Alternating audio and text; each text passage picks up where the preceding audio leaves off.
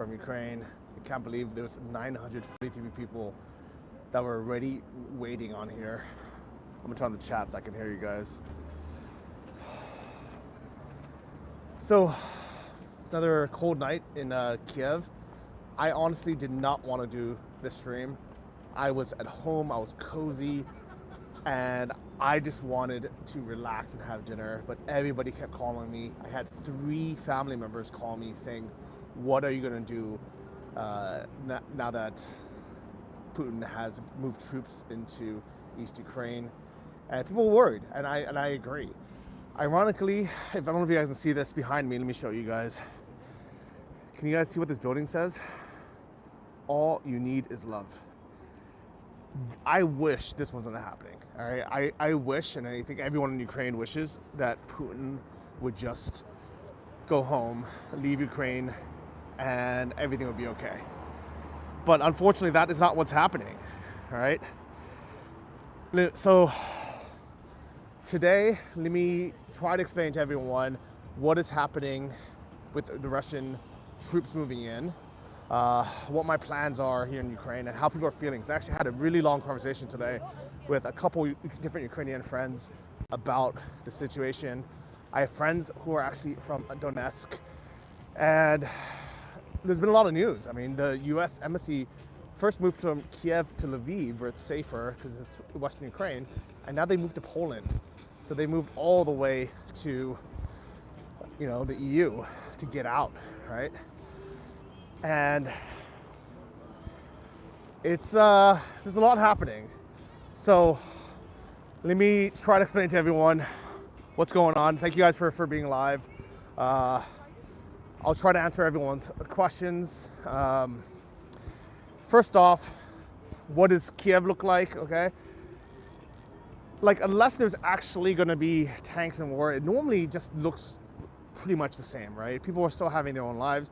But the thing is, remember, most people don't really have anywhere to go. Most people don't have enough money or a passport to fly to another country. So they can either fly into, they can go to Western Ukraine, but Lviv is only so big and apartment prices are getting really, really expensive. So there's like not that many options for most people. But at the same time, I speak to most people and they're not specifically worried about what's happening there, right?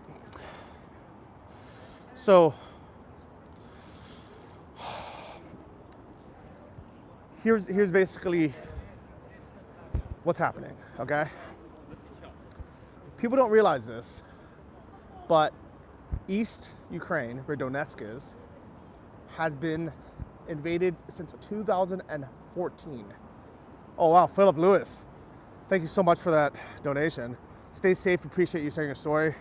Man, you have been the best. Honestly, you're one of the reasons why I get out of my warm pajamas and put on all like 4 layers of clothes in this freezing cold. I'm like, I think a lot of people appreciate this because they just watch, the news, especially in the US, just mainstream news. You only get one side of it. You don't actually get to hear from how people are on the ground, what it's really like.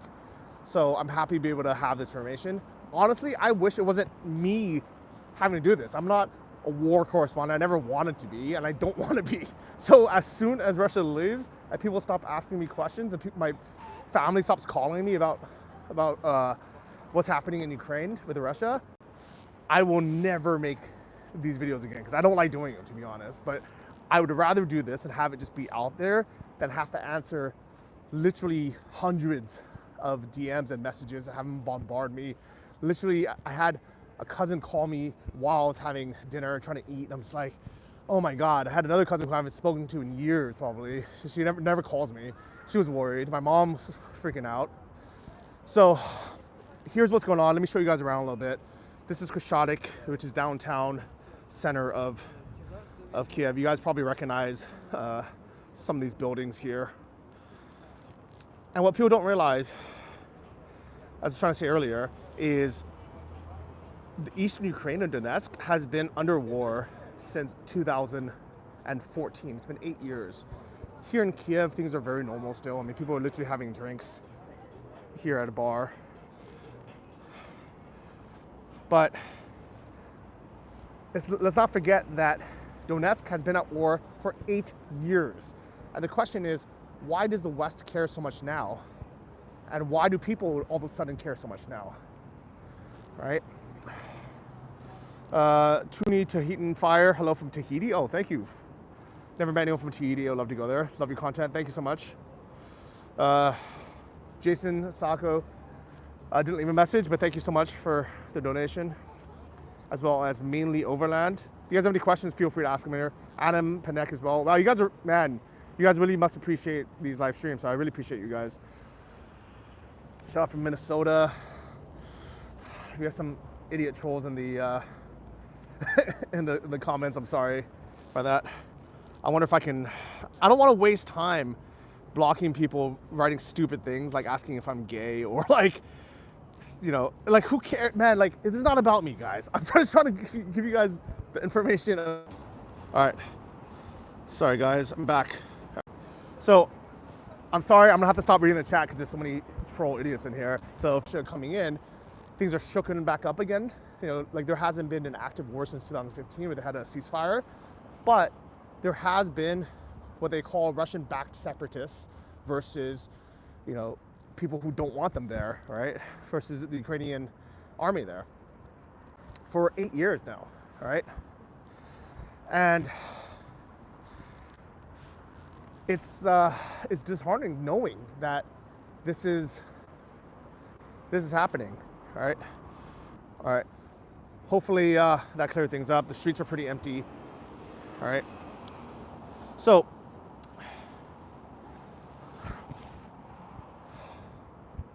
Mike,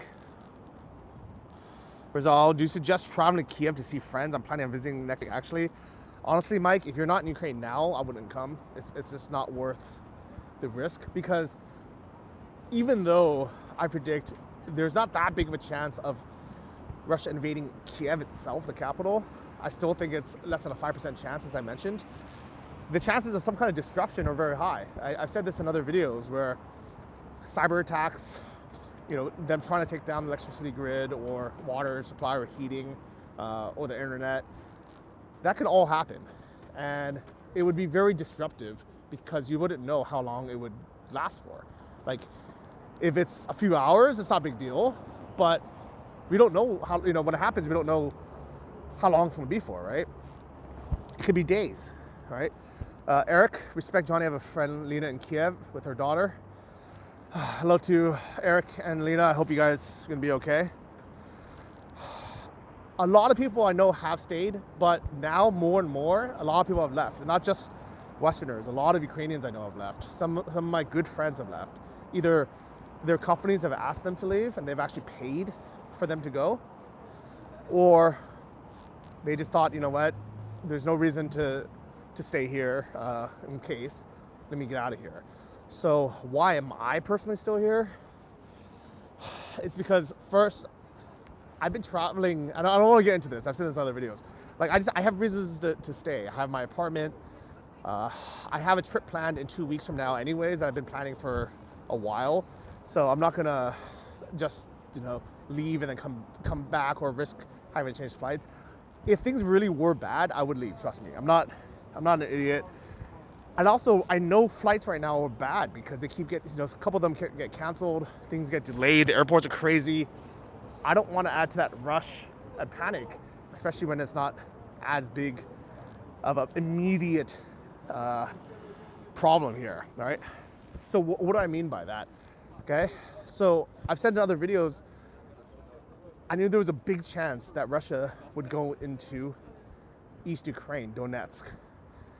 And because they're already there, but the chances of them becoming Kyiv, I think, are even smaller now. Because before, it was unsure if Russia was going to go after, you know, all of Ukraine or Kyiv, or the East. And actually, a lot of the news was saying that they were going to come to Kyiv. Now the news has completely stopped saying that, saying they're focusing on the East because all the, you know, the troops are there, or most of the troops are there, right? So actually, Kyiv is now a little bit safer.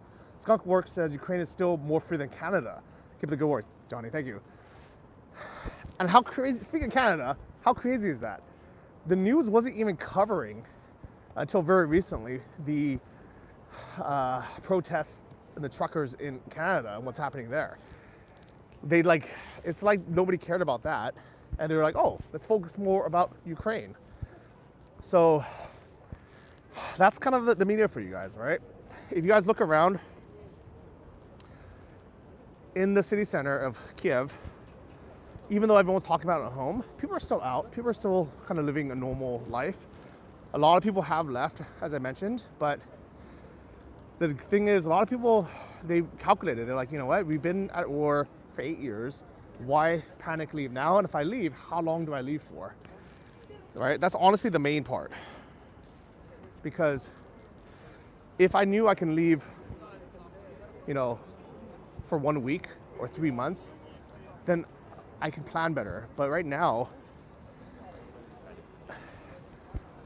it's been, 3 months now since I've been getting messages telling me to leave. Imagine if you paused your life for 3 months and then you're just kind of like in hiding somewhere, or you're just like, I'm not sure how long I'm going to be gone for, or what's going to happen, for 3 months just waiting around, like, for something that may or may not actually affect you or happen to you. It's kind of like, why would I do that, right?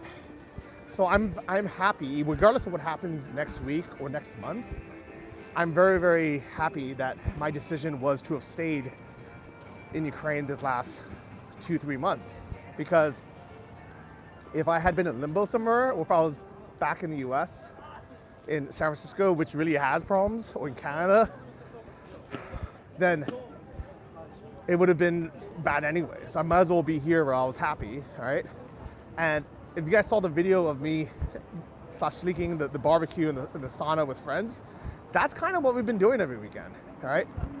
So life has been going on very normally. Like, we had that great shelter, was it champagne and canned food party last week.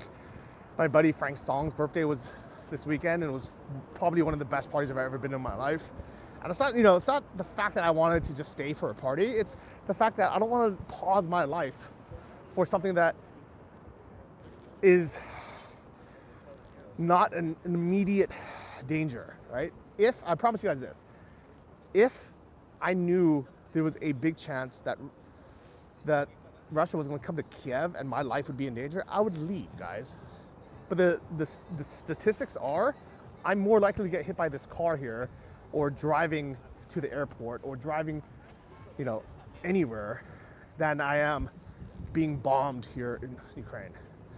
If I didn't own property, I would leave, all right? But I have a reason to be here. So, really, that is what's going on. I can't believe there's almost 3,000 people on here. This is insane, all right?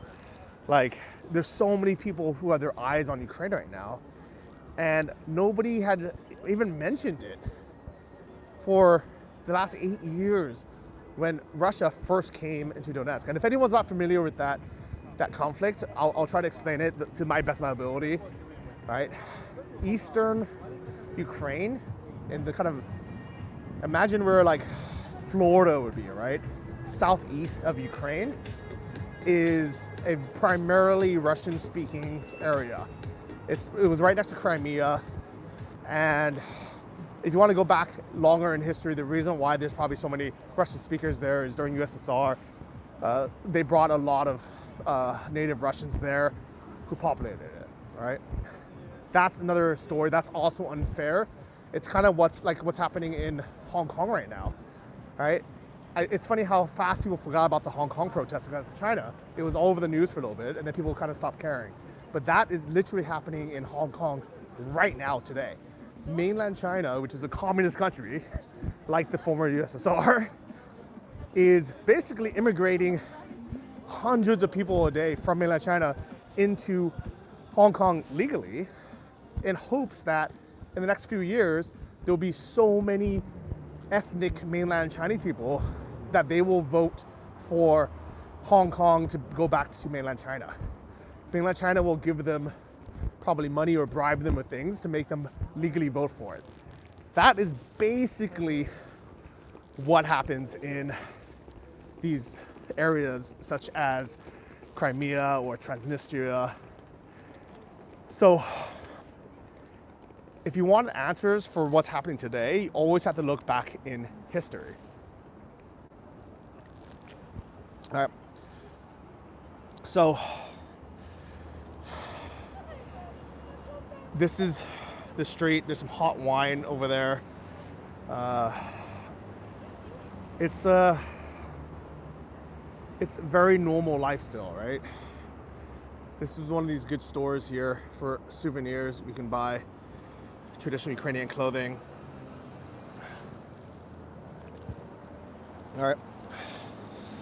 So what's actually happening then in Donetsk? Basically, for the last, 7-8 years now? So 2014, there was a big conflict with Russia. Russia took Crimea. That sucked for Ukraine. Ukrainians are very upset about that. And it was very unfair. But they did it in a semi-legal way where it wasn't technically a war. It was an annexation of Crimea to save the ethnic-speaking Russians in Crimea from Ukraine, supposedly. Now they're basically doing the exact same game plan, right? Like, I don't know if you guys watch NFL or football, but they're basically pulling the exact same game plan with Donetsk. They're like, okay, now, the people in Donetsk, do you guys want our protection? We're gonna send in our legal peacekeepers, which happen to be tanks, and we're gonna go and save the people in Donetsk. And the problem is, most of the people there, you never hear from them. Like, you never hear from them in the news what they want, because a lot of them would probably say that they want to be part of Russia. Why? Because they're probably ethnic, Russians who speak Russian. They have more ties to Russia. They would rather have the higher Russian pension, cheaper gas prices, higher minimum wage, which, if you're a poor person from that area that isn't getting adequate electricity and heating and water and gas, and you're tired of this war, you'd probably also say, yeah, Russia, please, just come, I'll come join you, right? So that's the problem. That's why it's so complicated, where it's unfair to the people who live there. But Putin's very smart, right? Like, he might be evil, he might be bad guy, right? But he is a smart, calculated guy, and you can't underestimate him. So right now, basically what had happened was Putin wasn't getting what he wanted from the West. There's been no talks about Ukraine never joining NATO, right? Because we got to rewind to the last video, what Putin actually wants. Ideally, he would love to expand Russia and kind of get some of the glory back of the former USSR. He knows that he's not getting that. Ukraine has become less and less pro-Russian since 2014 and more pro-West, especially with the current president, Zelensky. So Putin says, okay, how about this? Stop encroaching into eastern Ukraine, keep NATO where it is, but let's not come any closer, because if Ukraine joins NATO, it'll be right on their doorstep. And Putin and Russia does not want that because he's afraid of the security. So Neo W says, hello from Canada. I've been watching mainstream media on the topic because I don't trust them. You know what? I also don't trust them. But the thing is, we need to get our news from somewhere, right? And not one person has all the answers. So this is what I would recommend, and this is what I personally do, is first try to get it from the horse's mouth, right? So this whole thing about the talk that Putin had, where he basically said he wanted to legally acknowledge the separation of Donbas. How many people just saw a clip on mainstream news where it was probably translated in English, maybe didn't even show him talking, or maybe just showed that little clip, and how many of you actually watched his talk? because in his talk, which is like an hour and a half, there's a lot of, you know, facts in there that you need to listen to understand. All right. Skunk Works asked about Ukrainian food, borscht and vareniki. I do love it. I wish I could have some right now, actually. Maybe I'll get some after this. BNM says, I really enjoy your videos and thank you for being out and eyes and ears on the ground. The lib media in the US is too busy trying to make Brandon look like the strong leader while hoping he starts World War III. That is what is scary. Remember this, guys. Both sides want something. The US wants an enemy of Russia. They want to make Joe Biden look like he's the hero for saving the war. But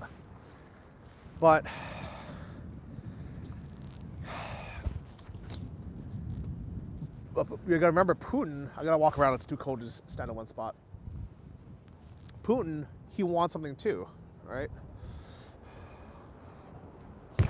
So how do we figure out what's actually happening? I recommend having a mix of media, all right? Watch both sides of the news. Don't just watch Fox, also watch CNN. Don't just watch, you know, RT, watch BBC, watch DW, watch a couple of them, and then most importantly, watch the actual talks that are from the actual leaders itself, who, if they're saying Putin, you know, said this crazy thing, watch the talk and see what the context is. Don't just watch the clip from one little side, right? So here's the thing is, as much as I hate watching news, because so many people kept asking me about this, I was like, all right, I guess I gotta be at least informed.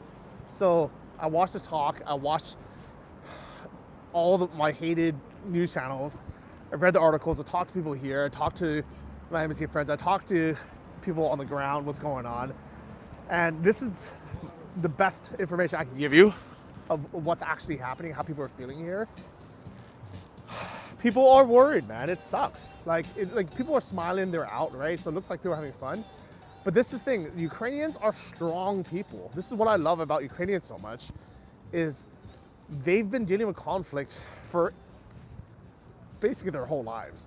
And they understand that life isn't easy, but they persevere, they work hard, they get through it. They know that there's always going to be hardships. And this makes people very, very strong, you know? So right now, even though it seems like half the people I know have left, I mean, this city officially has 3 million people, but I think actually has closer to 5 million people unofficially, because not everyone's actually registered to live here. It's not like students or tourists or expats. You know, I'm officially registered now, but I wasn't the first, two years that I was coming here. So there's still a ton of people. It doesn't feel any real difference, you know, here today than it does normally. But this is Kyiv, guys. We're very far from Donetsk and Luhansk, right? So why does Putin want to, I don't know, what was his words, to recognize the autonomous region of Donetsk and Luhansk? Basically, he's very smart choosing his words, because if he said we're going to take it and make it part of Russia, then the West would have to respond, because then it would be war. But by him saying we're just going to come do some peacekeeping because these guys want to be autonomous, they want to be, you know, not part of Ukraine anymore, they want to be their own region, they have to respond. 83VZ, wow, thank you so much, buddy. Johnny, are the Ukrainian people aware of how the US is pushing so hard for war? Yes. President Zelensky, the Ukrainian president, keeps saying on the news, please stop pumping it up. Because first he was saying it was premature, it didn't need to be that early. And they were just blowing everything up, way more than needed. And here's the problem with that, is it causes a panic and it destroys their economy. The Ukrainians, the economy has really struggled these past couple months. Actually, the last 8 years since the war, but really hard in the last couple months because of the uncertainty. You know, investors don't want to invest in Ukraine right now because it's unstable. Tourists don't want to come, which I understand why. But people are also, you know, changing money out of hryvnia, the local currency, and putting it into US dollars or euros because they're afraid of the currency. So it's destabilized the currency. It's dropped a lot. It went from 27. Hello. It dropped from like 27 to like close to 29. So it's a big difference. It's a big move. That's like, it's like, I don't know what percentage that is. Let's say like a 7% move or something. Hello, how are you? No problem. Yeah? Is Yes. Ukraine. Uh-huh. You Hello. Hello. How are you? Good. Okay. Yeah, good. Okay. Have a good day. Good. Okay. I don't know who that guy was, but I think he's a little bit drunk, so I'm not gonna interview him. So, I guess he said East has a problem, but Ukraine doesn't, which actually is actually on point, right? Where if you are in Donetsk, it's bad, it's scary, but it has been for 8 years. Now, if anything, at least there's some kind of resolution. It might not be in the way that Ukraine wants it or the people want it, but at least there's going to be some kind of change. Hopefully, it'll be in the beneficial way for Ukraine. But what's bad, what has been bad these last 8 years was no change, and there's this weird limbo zone. Like, imagine if you're living in this war-torn country or area in the country, and for 7 years there's been a ceasefire, but it's been crap. There's been no infrastructure, there's been no stability, and either everybody, like most people left, all the people that could leave, they left. So the only people who stayed, the people who can't afford to leave, or they're too old. Imagine living there, that would suck. And the thing is, a lot of people don't also realize this. Donetsk, even though it sounds like this crappy war-torn area, which it kind of is now, it used to be a very nice, high-class area. It was kind of like where, like, the elite would go on vacation. You know, it's kind of near the sea, near Crimea. So it used to be a nice area. So imagine like Malibu or something, or Florida, like getting taken over by Mexico or Cuba or something. But then they didn't finish the job, or they didn't, you know, there wasn't a clear winner. So then for 7 years, you know, Miami was just kind of just in this bad zone with no infrastructure, and, you know, half the people left, or 80% of the people left, and there's just nothing happening. What would be better is if they solve the issue, and I don't know which way it's going to go. I don't know if it's going to be towards, you know, Ukraine, or if Russia is going to make it autonomous like they did with so many other regions. Like, for example, Transnistria, that's somewhere I've been, which is literally on the border of Moldova and Ukraine.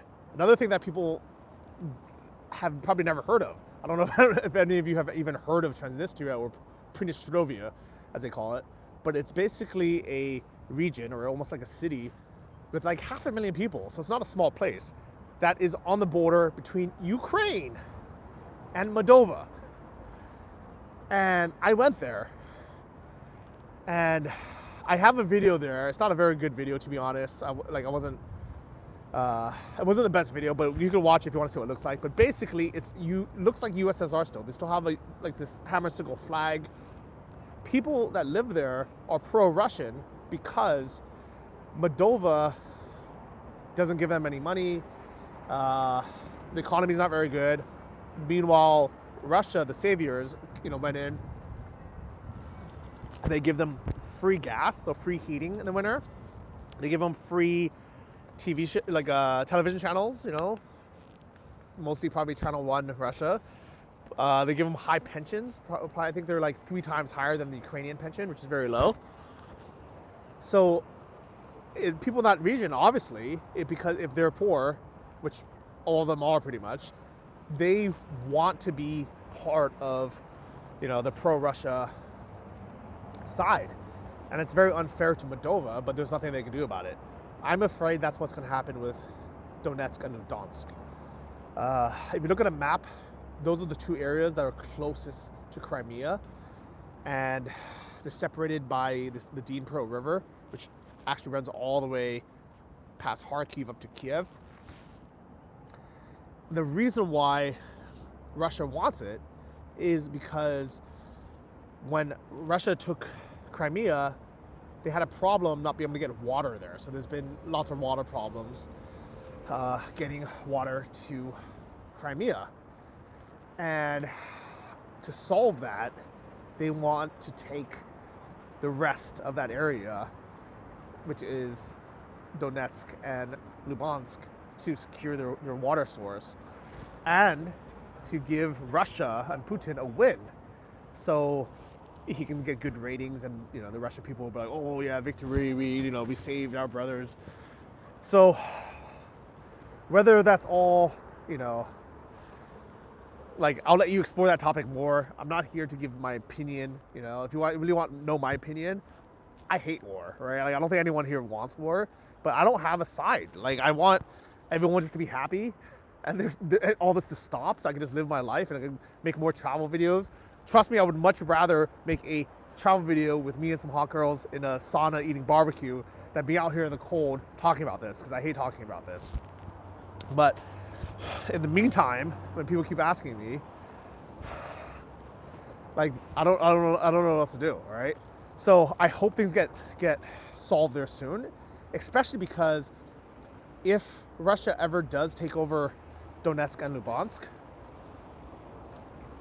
Kharkiv is the next logical city, which is in the north, and I own property there, and I love Kharkiv, so I don't want that to happen. And people are afraid of that happening because it becomes a slippery slope. If the West allows Russia to take Donetsk and Luhansk, then they let's say they allow them to take Kharkiv, what's next? Kyiv, the capital? What's next after that? Is it going to be, Poland or Lithuania or something? Like the NATO and the West can't allow that. So I think Putin was very smart or conniving or planned, whatever you want to call it, to not officially declare war and go in and say we're taking, this East Ukraine, but he phrased it as we're going peacekeeping with our troops to help this area. He's a calculated guy, man. It's like playing chess. Personally, I'm not happy of anything of this happening, but I'm glad that he didn't come to Kyiv, right? And the fact that he's focusing his attention there on the east means he's probably not going to come to Kyiv anytime soon or at all. So that's kind of one of the reasons why I'm not panicking to leave, because we knew he was going to do something. He was either going to get what he wanted from NATO, which didn't happen, or he was going to,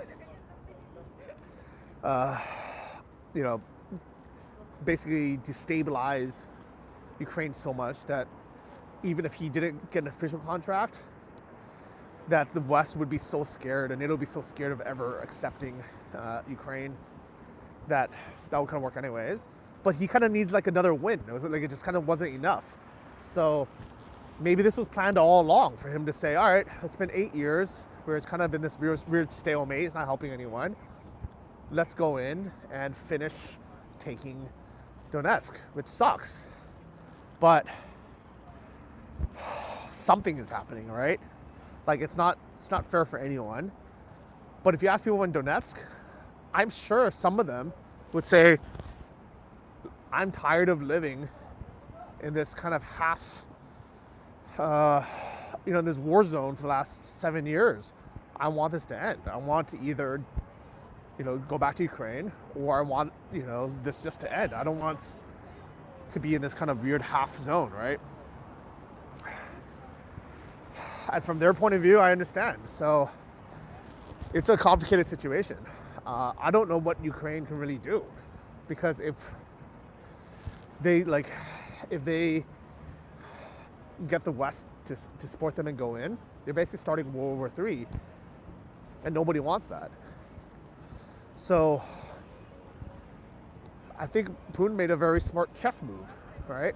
Where he's like, all right, maybe I can take some of this area that nobody really cared about anyways, all right? And if you guys don't believe it, obviously he didn't care about it. Nobody cared about it, because how many times have you guys even heard the word, Donetsk, or war in the East, until literally a few days ago, or yesterday, or today? Like, it just wasn't a topic on anyone's mind. But it's been, I gotta remind you guys, war has been happening for 80 years now, guys. And nobody gave a crap 8 years ago. And, Russia's hoping that no one's gonna care now. But we're gonna see what happens. All right. It's Soldier said, have a hoopty ready and fueled to bounce to Poland or Lithuania, and you're good. Keep exposing these warmongers in the mainstream media. Thank you so much for that. Appreciate it.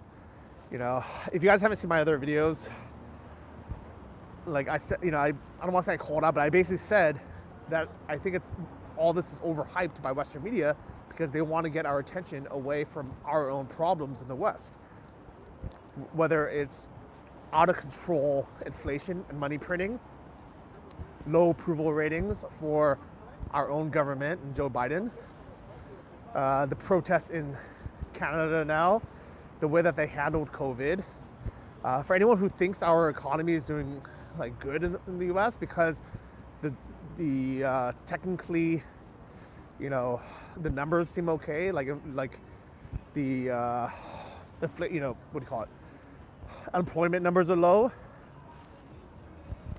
We have a lot of problems in the U.S. John Doe, 100 rubles, thank you. All right. And I really believe that the Western media is just so tired of talking about COVID that they just wanted to just change the subject. The reporters are tired of talking about it. People are tired of hearing about it. And it worked, because I will guarantee you, for a lot of you, you were used to hearing about COVID this, COVID that for the last, 2 years now? And maybe this last month or so with this conflict with Russia, this is the first time that you've been thinking about something else. And you're not thinking about, how the US is gonna recover from printing, I don't know, how much was it? The trillions of dollars? It's such a big number that it's we can't even fathom it, Inflation is insane in the US, but our minds are off of that, so thank God, right? Casual 2000 says, I think Bald and Bankrupt can make this madness end and make it happen. I don't know. I wish we could.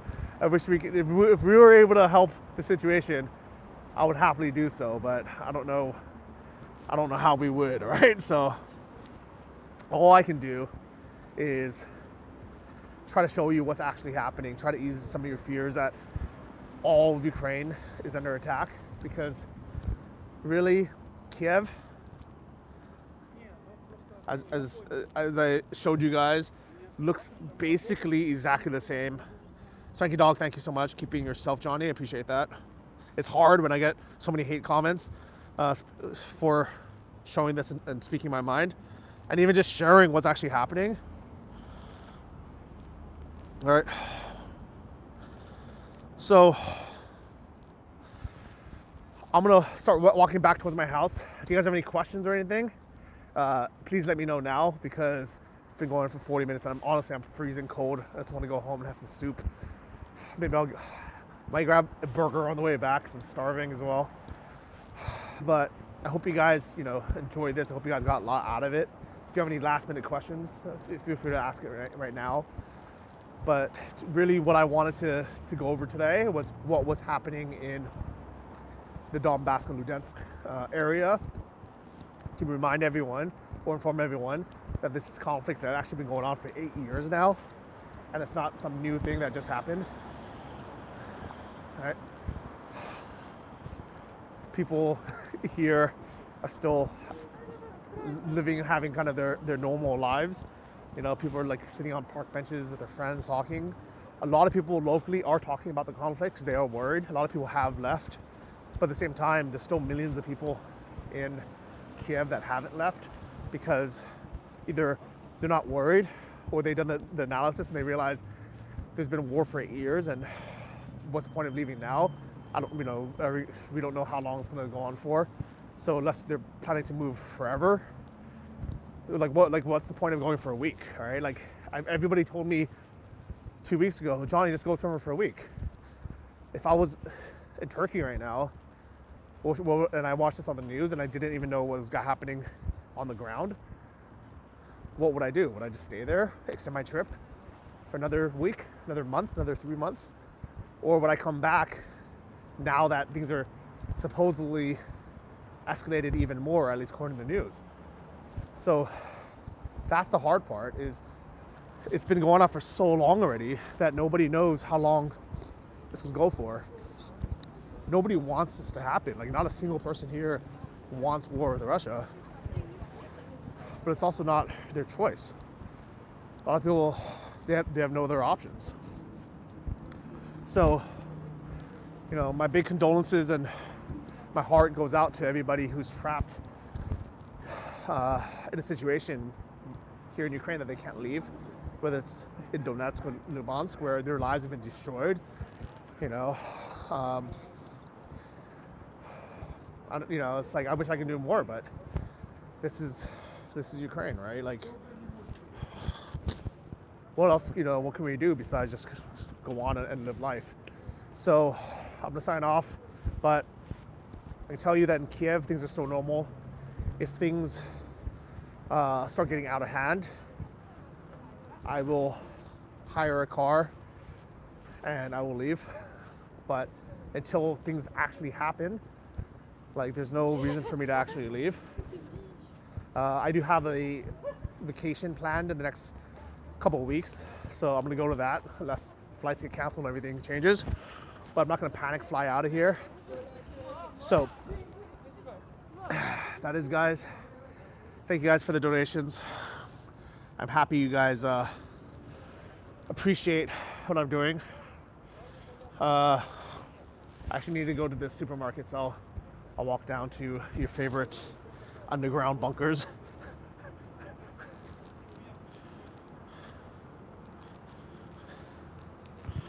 And I will sign off, guys, as soon as I get underground. So thanks, guys, for watching. I hope you guys are safe and well wherever you guys are. Don't worry about me here. My life here is probably still better than even some people in the US who are stuck with the BS that's going on there. So that's it, guys. Take care and have a good one.